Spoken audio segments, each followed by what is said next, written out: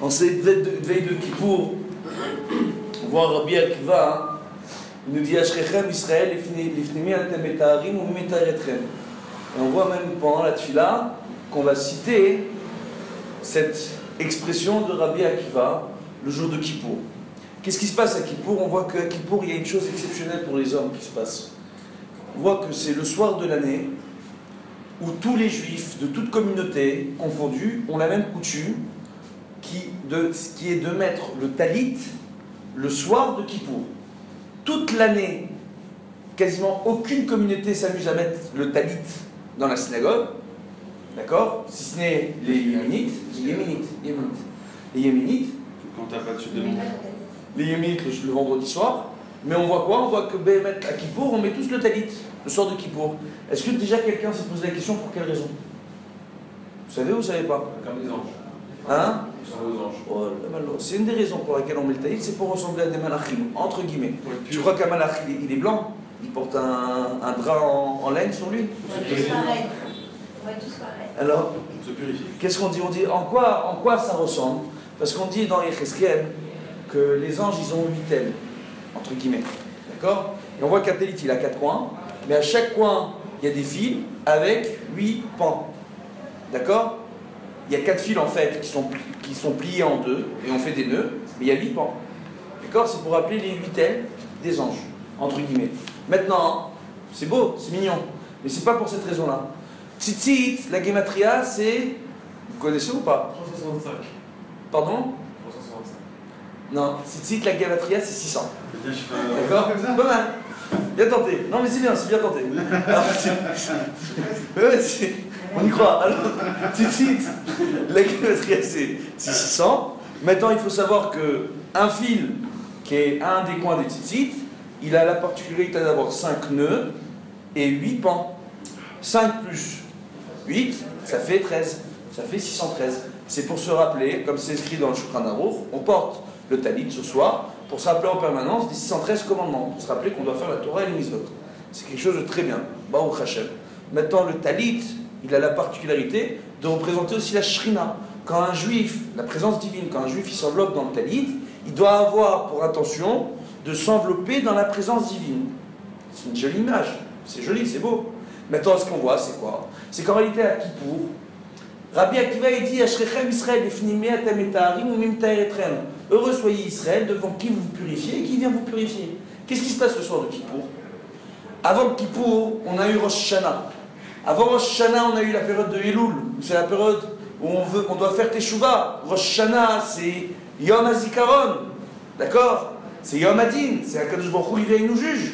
Après, il y a Aseret Yemei Teshuvah. Pendant 10 jours, on a encore, c'est la dernière ligne droite. Que tous ceux qui n'ont pas pris le temps pendant Elul de faire Teshuvah, et que tous ceux qui n'ont pas pris le temps de l'année de faire Teshuvah, alors après Rosh Hashanah, il leur reste encore 10 jours pour faire Teshuvah jusqu'à Kippour. Et Kippour, c'est le jour de la Kapara, où Akadosh Baruch Hu il vient. Yom Kippour, on dit Kippurim.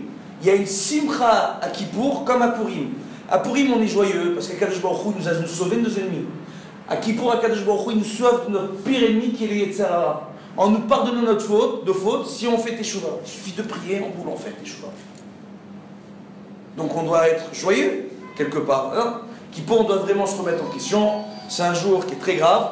Et on voit que Kippour, c'est un jour de jeûne, qui est d'instauration thoraïque, raison pour laquelle il ne repousse pas le Shabbat.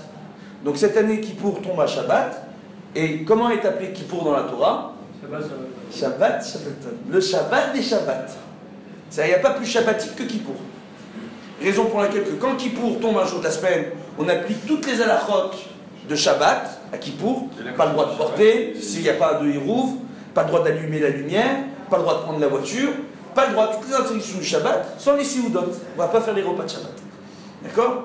Et à Shabbat, en réalité, c'est Shabbat Shabbaton, ce qui veut dire que c'est le Shabbat des Shabbats. Donc si ça tombe Shabbat, on fait Kippour, et on n'a pas les sioudotes, on ne mange pas. Maintenant, qu'est-ce qui se passe à Kippour? C'est un jour où il y a une très grande Kedusha, où Akadosh Baruch Hu, il descend lui-même dans toutes les synagogues pour pardonner les Juifs. Il nous enveloppe dans la Shrina à partir du soir de Kippour. Raison pour laquelle, le soir de Kippour, on met tous le talit. Pour se le rappeler. Maintenant, à chaque fois que je pose la question aux gens, ils ne savent pas pourquoi. Oh, Il faut se rappeler pourquoi on met le talit le soir de Kippour. Akadosh Baruch Hu, c'est lui en personne qui vient, qui descend dans chaque synagogue pour nous pardonner à Kippour. Akadosh Baruch Hu, le soir de Kippour, même dans les synagogues dans lesquelles il ne pourrait ne pas accepter les prières le reste de l'année, parce que ça existe. Et une fois, avec le Rav Mordechai Eliyahu, j'étais rentré dans une synagogue. Et le Rav Mordechai Eliyahu, il regardait une synagogue dans un quartier, une petite synagogue.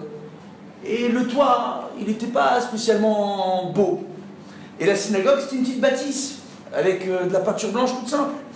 Et le Rav Mordechai Eliyahu, il rentre, il regarde le plafond de la synagogue, il sourit, il dit « Qu'est-ce qu'il est beau votre plafond ?» Tout le monde se regarde, se lève, ils voient un plafond blanc normal. Je dis, on n'a rien fait de spécial, il y a des néons au plafond, il n'y a rien de spécial. Qu'est-ce qu'il a, le Rav? Il dit, il est très beau votre plafond, vous savez pourquoi?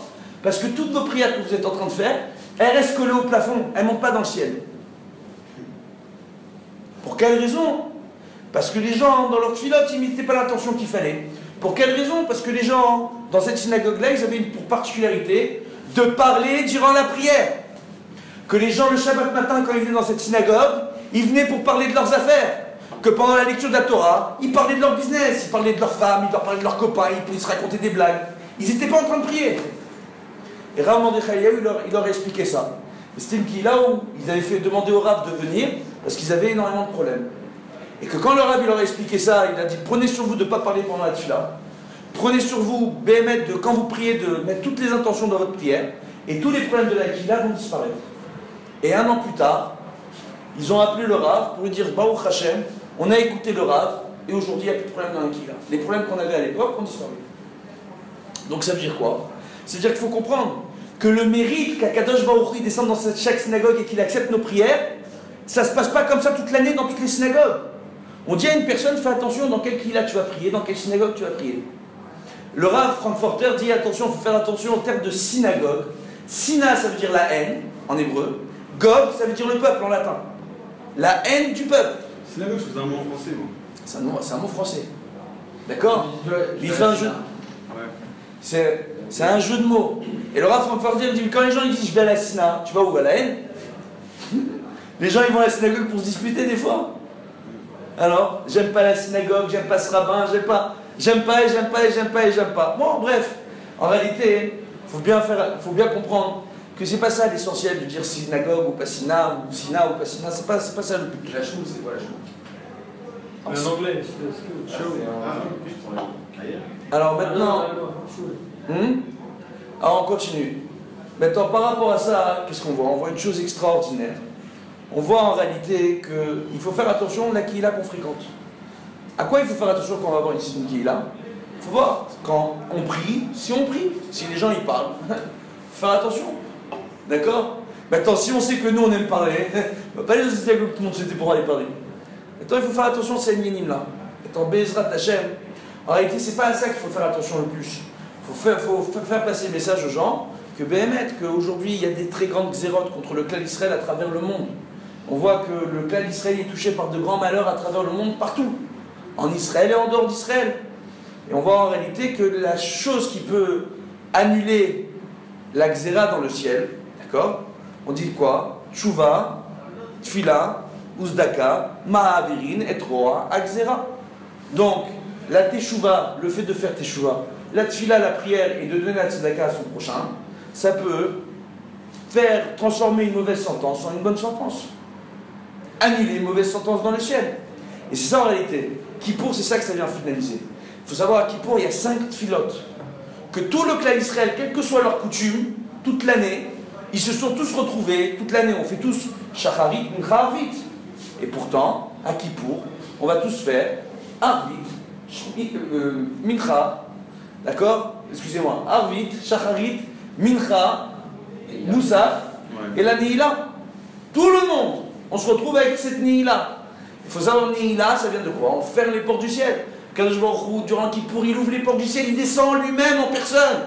Il n'envoie pas des anges pour récolter les prières à travers le monde. C'est Kadosh Baruch Hu qui descend dans toutes les synagogues pour écouter nos prières et nous accepter. Et nous accepter notre teshuva. C'est quelque chose d'extraordinaire. Et en réalité, on voit que la Nihila, ça ressemble à quoi?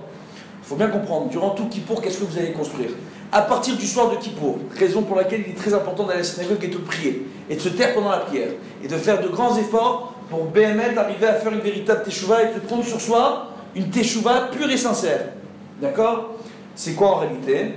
On voit que ça ressemble à la chose suivante.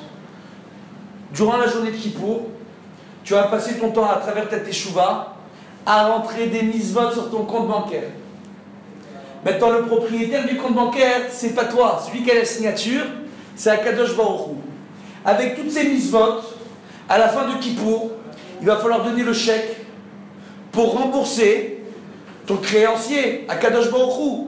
Akadosh Baruch Hu, il t'a donné la vie. Il te donne ce que tu as dans ce monde. La santé, les épreuves, tout ce que tu as. Le bien et le mal, c'est Akadosh Baruch Hu qui te le donne. S'il te donne du bien, c'est pour t'aider. S'il te donne du mal, c'est aussi pour t'aider à te purifier dans ce monde et à réparer ta part dans ce monde. C'est très dur à comprendre. Mais réellement, même les épreuves, c'est pour le bien. Hier soir, j'ai eu un de mes élèves qui est venu qui m'a dit: Vodarav, vous avez mal aux pieds. Vous avez du mal à marcher. Qu'est-ce qui se passe? Je dis: Akadosh Baruch Hu, il m'aime beaucoup. Il me dit: pourquoi? Je fais: parce qu'à force de me lever tôt pour les slichot et de faire des efforts, j'arrive là, je suis au bout du rouleau, j'ai du mal à marcher. Il me dit: en quoi c'est bien? Je me m'attends pour aller à la synagogue le matin, pour aller étudier la Torah, pour aller faire la moindre mitzvah, j'ai mal aux pieds. Et du fait d'avoir mal aux pieds, chacun de mes pas, il compte double. Il y a le pas que je fais pour aller prier, ou pour aller donner un cours, ou pour aller étudier. Mais il y a la douleur que je suis en train de ressentir qui rajoute à mes mérites. Et ça, Kadosh Baruch Hu me l'envoie pour mon mérite. Quand on arrive à voir les choses comme ça, on peut prendre pour un fou. Mais réellement, on sait que c'est comme ça que ça fonctionne. Donc, par rapport à ça, qu'est-ce qu'on voit? On voit qu'en réalité, durant toute la fête de Kippour, la fête, entre guillemets, le jeûne, on vient, c'est un lapsus, parce qu'en réalité, on doit se réjouir du fait qu'Akadosh Baruch Hu nous ait donné un tel jour. Pour pouvoir nous pardonner. De fête, on dit Chag Sameach. Jour triste ou Hein? bien? Non, c'est un Chag Sameach qu'on dit pour Chag Sameach. On ne dit pas Chag Sameach Kippour, Ah bon? on dit Tzom Kal aux gens. Bref. Mais, hein? C'est pas Chag Sameach. Mais c'est un jour qui est très particulier parce que c'est entre la fête et la remise en question. Ouais, mais pourquoi ça devrait être un jour triste? On ne devrait pas de deuil à personne. Hein? On gêne pas pour un deuil, On gêne. vient, on rembourse nos dettes à Akadosh Baruch Hu. Je t'explique. Mais à la fin, le signataire de ton compte, c'est Akadosh Baruch Hu. Donc quand il faut venir rembourser les dettes, qui c'est qui accepte le chèque? Et qui c'est qui va signer ton chèque? C'est Akadosh Baruch Hu. À quel moment il va signer ton chèque? Au moment de la Nihila. Et à quel moment Akadosh Baruch Hu il encaisse le chèque? Pas la Nihila. Le Harvit après la Nihila. La tfila la plus importante de Kippour, c'est le Harvit après la Nihila. On voit des gens durant Kippour, ils sont avec le coin, ils sont avec la neufa, ils sont avec les bouteilles, ils essayent de respirer les bonnes senteurs, ils sentent pas bien. On voit les jeunes entre eux qui vont dire: tu jeûnes ou tu jeûnes pas, tire ta langue, on voit si elle est blanche ou elle est pas blanche. On voit tout ça à Kippour. On voit les jeunes qui vont acheter les nouvelles Converse ou les nouvelles chaussures en tissu, les nouvelles Air Max pour faire un tour devant la synagogue pour Kippour. C'est pas ça. Pour Kippour, il faut être dans la synagogue en train de prier et de se remettre en question. Béhémet. Et que la tfila la plus importante, c'est quoi? Même si c'est dur, c'est la tfila de Harvit juste après la Nihila. Parce que c'est là que tu commences le nouveau compte. Et c'est là qu'on voit si ta teshuva elle est pure ou pas. Oh. Oh. Il y a le Birkat Alevana qu'on fait Motsei Kippour. À la sortie de Kippour, s'il n'y a pas de nuages dans le ciel et qu'on voit bien la lune, normalement c'est le cas, parce qu'en Rosh Hashanah on ne voit pas la lune, qu'est-ce qu'on voit? On voit quoi? On voit qu'on fait Birkat, Alevana, pour commencer l'année avec des belles mitzvot. Et il y a une très très grande ségoula, pour ceux qui n'ont pas encore commencé à faire la souka avant Kippour, d'accord? Dès qu'on sort du jeûne, de commencer à construire sa souka. Avant manger ou après? Et de s'occuper de sa arba minim. Hein? Après manger. Après manger, d'abord tu manges. D'abord tu manges. Pourquoi tu vas chez toi? Bezrat Hashem. Où tu vas la faire? Alors, Miché Berach, Avotenu, Avraham, Yitzhak, Yaakov, Moshe, Aaron, Pitras, Yosef, David, Shlomo, Oyevarer, Kol, Klal, Bnei Israël, Bechol Makom, Shehem, שנזכה השנה בעזרת השם כולנו ביחד לחזור בתשובה שלמה ולהביא משיח צדקנו לעולם שיגאל אותנו עם גילוי השכינה השלמה, אמן כן יהי רצון, צום קל.